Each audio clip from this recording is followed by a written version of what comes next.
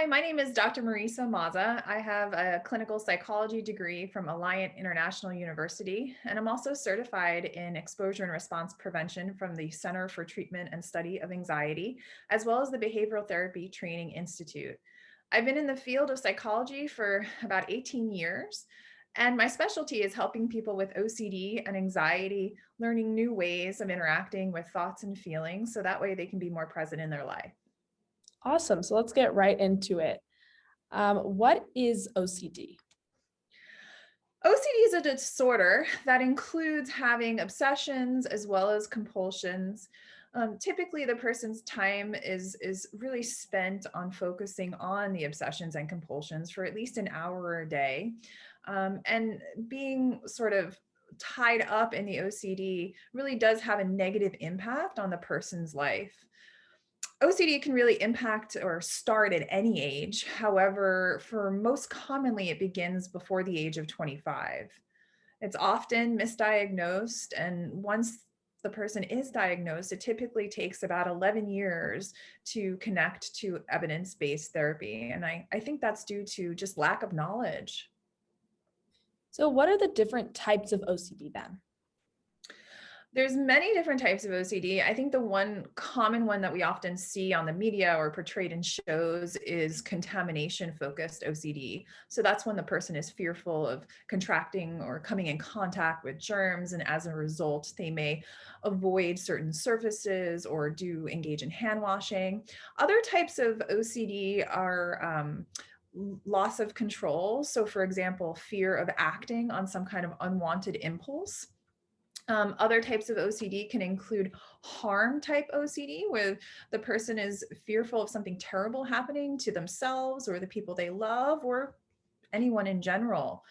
Other types of OCD can include sexual orientation or unwanted sexual thoughts. The thing to keep in mind is that obsessions associated with OCD are typically what we call ego dystonic. So it's not in line with what the person wants or who the person really is. So obviously that has to be really hard. Can you describe to us what that might feel like? Absolutely. Initially, a lot of people with OCD will report feeling anxious, or for some people, it's a more of a disgust kind of feeling. As OCD develops, as it takes up more of the person's time, impacts more of their life, they may also report feeling kind of sad and hopeless. I've had people describe to me feeling kind of powerless, like the OCD is just so big and they feel so small. That totally makes sense. And, a lot of people say that they have OCD if they like to organize things a certain way. Is this true, or is this kind of a false narrative that's come about? Yeah, so lots of people have preferences and some people may enjoy being organized. However, OCD is it's not enjoyable. People with OCD are genuinely suffering. The thoughts that they experience, the compulsions they're engaging in, they cause a significant amount of stress. So it's false. People who enjoy things that like organizing or decluttering, like that's not OCD. OCD is suffering. So what are the exact symptoms of OCD? Say I think that I might have it. What should I be looking for?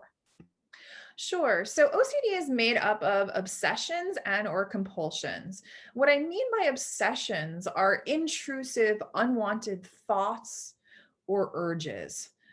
So for example, an intrusive, unwanted thought about, my child being harmed, or an intrusive, unwanted thought about making it a wrong decision around something. Urges, for example, to act. A lot of people with OCD will often report feeling like there's like an emergency happening and they need to act now.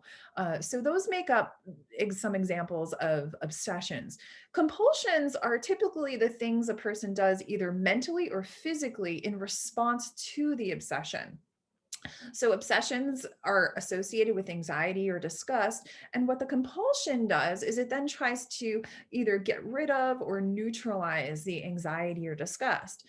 Compulsive acts can be things in our mind, for example, counting or replacing what's perceived as a bad thought with a good thought, or even some kind of ritualized saying or praying. Um, Other types of physical compulsions could be like um, checking appliances, closing doors repetitively, um, doing any kind of action in a repetitive way, getting up and down from a chair, um, hand washing, things like that. These sessions and compulsions um, tend to take up a lot of the person's time. And so usually it's a minimum of at least an hour a day. And it gets in the way of the person's life. So perhaps it gets in the way of their relationships, being present in their relationships. It gets in the way sometimes of them being able to do their work, or even just in their leisure time, being able to relax and focus on the things they enjoy. So would you say that's when you would know to get help with your OCD? What I would say is the sooner the better. Um, the sooner the better. The average person takes about 11 years from diagnosis to get to evidence-based therapy, and that's a whole lot of suffering. So if you're someone who is sort of thinking about that you may have OCD, I would suggest meeting with an OCD specialist as soon as you can to get an evaluation, because it's a lot. I don't want to say easier, but right, it's less suffering in your life the sooner you get help. That totally makes sense. And so if somebody comes to you, how do you like diagnose it? How do you let them know that they definitely do have OCD? Sure. What a initial meeting with an OCD specialist typically looks like is sort of like an interview, right? So they'll ask you maybe for some general background information, but then they'll want some examples of what is the OCD like for you? What sorts of things run through your mind? How does it feel in your body? And what do you do?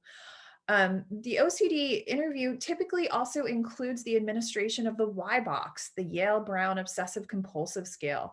This is the gold standard measure for OCD. Not only does it confirm the diagnosis of OCD, it also tells us what the severity of the OCD is. And the reason why that can be important is because the types of treatments we have, they're exposure therapy treatments. And the more severe the OCD, then the more exposure therapy is recommended. So what are the treatment options when you are diagnosed with OCD? Sounds like you already gave us one of them. Yeah, so um, what the research supports is really a combination of exposure therapy as well as medications. The two forms of exposure therapies that are evidence based for OCD, meaning there's a body of research behind these therapies saying that they have been helpful for a number of people. They include exposure and response prevention, which branches out of cognitive behavioral therapy. And it also includes acceptance and commitment therapy.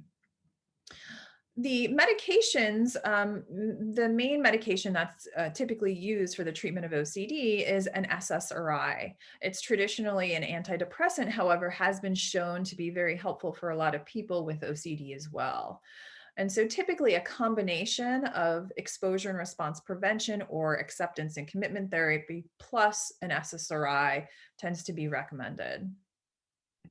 So what are some simple tips for people with OCD if they can't come in to see a doctor right away? What are some small things that they could do to try to better their situation? Sure.